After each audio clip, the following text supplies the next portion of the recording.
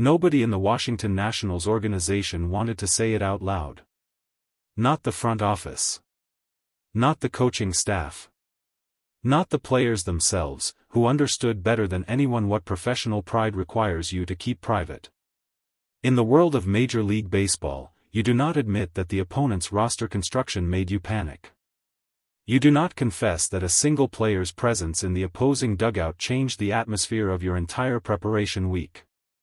You do not acknowledge that the economic reality surrounding one man's arrival in your stadium created a pressure that had nothing to do with the game itself. You keep all of that internal. You speak in the measured, professional language of competitive preparation. You say the right things about focusing on your own game, about controlling what you can control, about approaching every opponent with the same disciplined respect. And then Shohei Ohtani walked into Nationals Park. And everything that had been kept carefully internal became impossible to contain.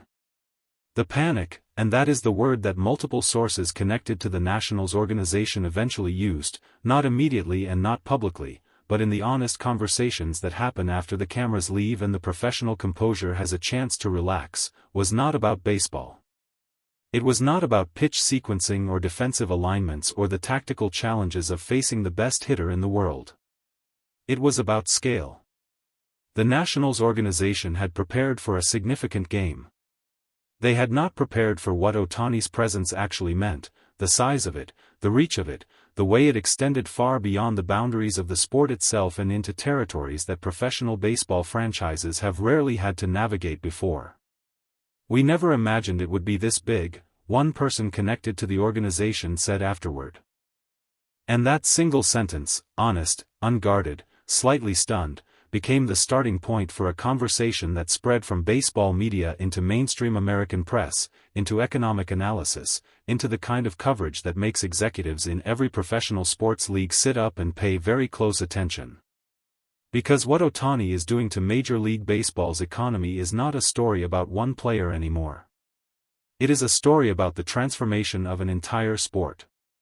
When the schedule was set and the Dodgers' visit to Washington was confirmed, the Nationals organization began their preparations the way any professional franchise prepares for a marquee opponent.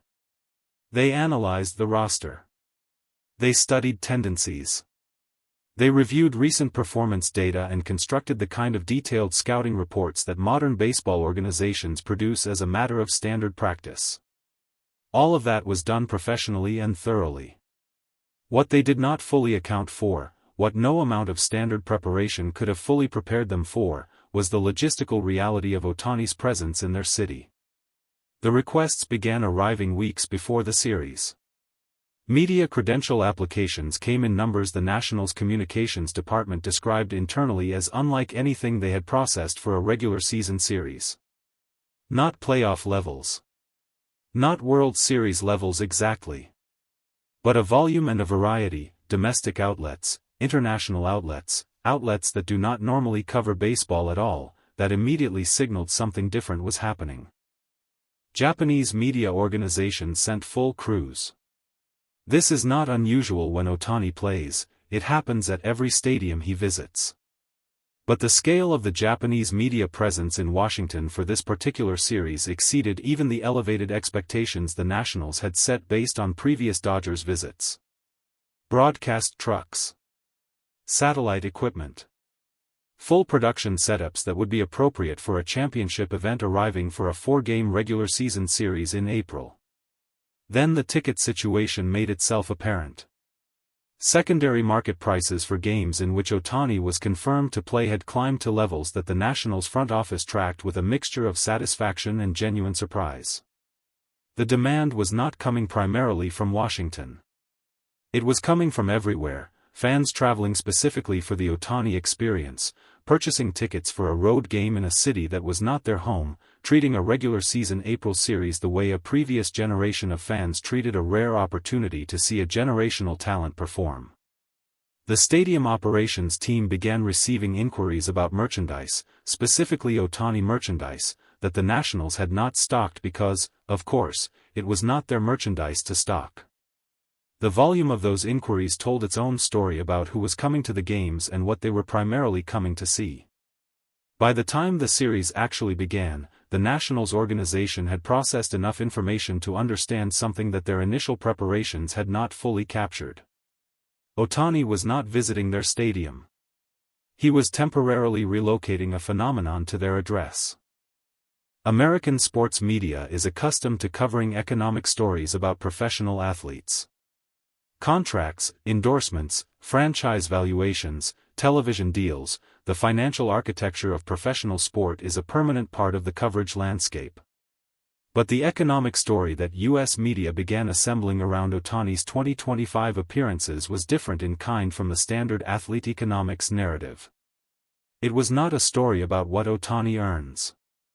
It was a story about what Ohtani generates, for franchises he visits, for the league as a whole, for the broader commercial ecosystem that surrounds Major League Baseball.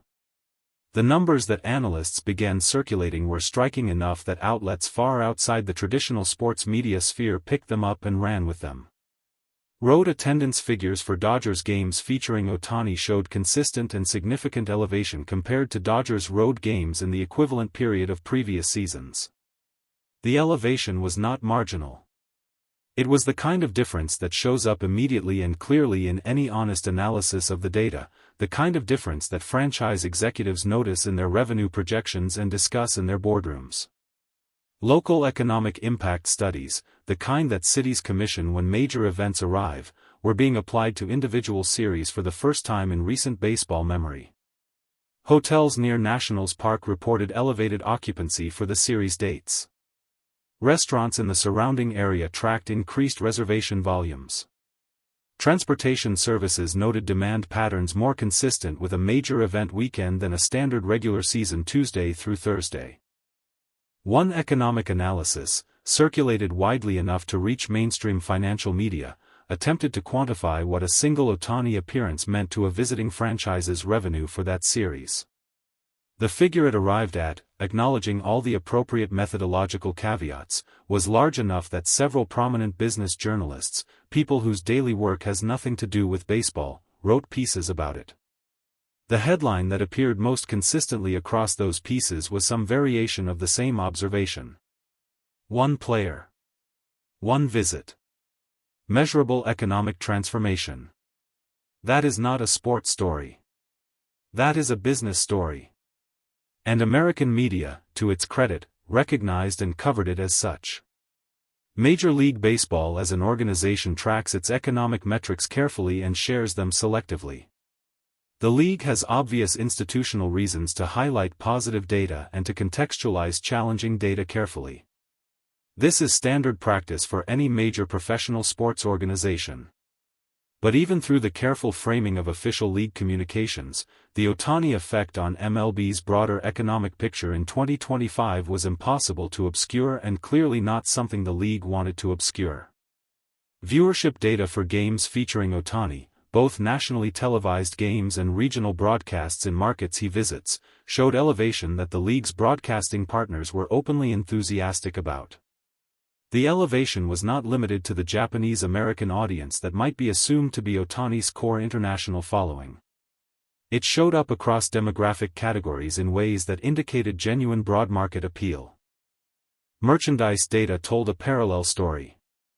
Ohtani's jersey and associated merchandise had been among the league's top sellers since his arrival in MLB, but the 2025 figures, reflecting his full health, his historic 2024 performance, and the continued growth of his profile internationally, pushed into territory that league officials described in terms that stopped just short of unprecedented. The international broadcast picture was perhaps the most significant dimension of all. Baseball has always had a meaningful international footprint, particularly in Japan, South Korea, Latin America, and increasingly in other Asian markets. But the specific impact of Ohtani's presence on those international broadcast figures, the way his individual performance creates appointment viewing in markets where baseball is not the dominant sport, represented something qualitatively new. League executives who spoke about this, carefully and on background, used language that suggested they were still processing the full implications. One observation that circulated through the coverage was particularly striking: the suggestion that Ohtani's global profile had effectively introduced Major League Baseball to audiences that had previously had no meaningful engagement with the sport, and that some portion of those audiences were converting into genuine fans. Not fans of Ohtani specifically. Fans of baseball. That is the kind of impact that league commissioners dream about and rarely see delivered. Returning to the Nationals organization and the honest admission that they had not imagined the scale of what Ohtani's appearance would mean, it is worth sitting with that admission and treating it fairly rather than simply as an expression of organizational unpreparedness. The Nationals are a professional franchise with experienced leadership and genuine operational competence. They handle significant events regularly. They are not an organization that panics easily or admits difficulty casually. When people connected to that organization described something like panic in the lead-up to the series, they were describing a specific and understandable experience, the experience of encountering a phenomenon that genuinely exceeds the frameworks you have available for managing it. Professional sports franchises have frameworks for managing marquee players. They have frameworks for managing large media contingents. They have frameworks for managing elevated demand and increased public interest. All of those frameworks were developed over decades of experience with various levels of significance. Ohtani does not fit inside any of those frameworks. Not because the frameworks are inadequate but because the phenomenon they are being asked to contain is genuinely new. The closest analogies that experienced baseball people reach for when trying to contextualize Ohtani's impact are figures from other eras, players whose presence transformed the economics of the sport in their time. The names that come up are names that belong in conversations about the history of American popular culture as much as the history of baseball. The fact that those analogies are being made at all, that serious, experienced people in the sport are reaching for that level of historical comparison, tells you something important about the scale of what is actually happening. The Nationals were not underprepared. They were encountering something that nobody in the current era of baseball has had to prepare for before. There is a particular kind of astonishment that appears in American sports media when a story exceeds the available vocabulary for covering it.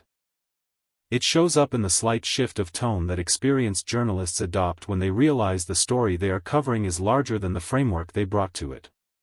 It shows up in the willingness to reach for language that would normally feel excessive, words like historic, unprecedented, transformative, because the data actually justifies them. It shows up in the crossover, where sports journalists find their stories being picked up and expanded by colleagues in business, culture, and general news coverage. All three of those signals appeared in the American media coverage surrounding Ohtani's 2025 economic impact story. Sports journalists who had been covering Ohtani since his arrival in MLB, people who had watched the phenomenon grow steadily and who had developed calibrated, careful frameworks for covering it without overstating, found themselves revising those calibrations upward. The 2025 data points were not simply more of the same. They represented a step change that required honest acknowledgement. Business journalists who picked up the economic analysis pieces were not simply amplifying sports stories. They were writing genuinely about economic phenomena, about the mechanics of how a single individual's presence in a market creates measurable value, about the implications for franchise economics and league strategy and international sports business more broadly. And general interest media, the outlets that cover culture and society rather than sport specifically, were writing about Ohtani as a cultural phenomenon in ways that situated him not just within baseball history but within the broader history of global entertainment and international athletic celebrity. The collective astonishment was real. And it was proportionate. Because what Ohtani is doing to the economics of Major League Baseball in 2025 is genuinely astonishing, not as a matter of fan enthusiasm or media hype but as a matter of measurable, documented, rigorously analyzed economic reality. Every conversation about Ohtani's economic impact eventually arrives at the same forward-looking question. What does this mean for where baseball goes from here? The sport has been engaged in a sustained effort to grow its audience, particularly its younger audience, its international audience, and its audience in markets where baseball has historically had limited penetration. The strategies employed have been varied, some more successful than others, and the overall trajectory has been the subject of genuine debate among people who follow the sports business closely. Ohtani has not resolved that debate.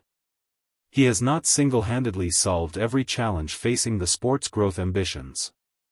The structural questions about pace of play, about access and affordability, about competition with other sports for the attention of younger audiences, none of those are answered by one player's extraordinary impact. But what he has demonstrated, concretely, measurably, beyond any reasonable dispute, is that baseball retains the capacity to produce a figure of genuine global magnetism.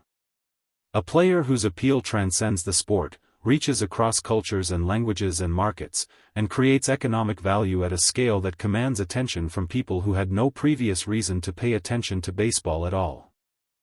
That demonstration matters enormously for how the sport thinks about its future. Because the question of whether baseball can produce global stars, the kind of stars that drive international growth in the way that individual players have driven international growth in soccer and basketball, has been answered. It can. It just did. The implications of that answer are still being processed by everyone from franchise owners to league executives to broadcast partners to the international sports business community that has been watching Ohtani's impact with the kind of focused attention that precedes significant investment decisions. The person at the center of all of this continues to arrive at the ballpark early, eat his measured meals, follow his preparation routines, and approach each at-bat with the same focused calm he has brought to every at-bat of his professional career. He is not managing his economic impact. He is not strategizing about franchise revenue or international broadcast figures or the transformation of baseball's global footprint. He is doing what he has always done, preparing as completely as possible and then performing as fully as the preparation allows. The phenomenon that surrounds all of that is, in a real sense, not something he created intentionally. It is the natural consequence of an extraordinary person doing extraordinary things with complete consistency over a sustained period of time. The economic story is real and significant and worth taking seriously. But it flows from the human story, from the preparation, the character, the genuine greatness, rather than the other way around. The Nationals said they never imagined it would be this big. They were not alone.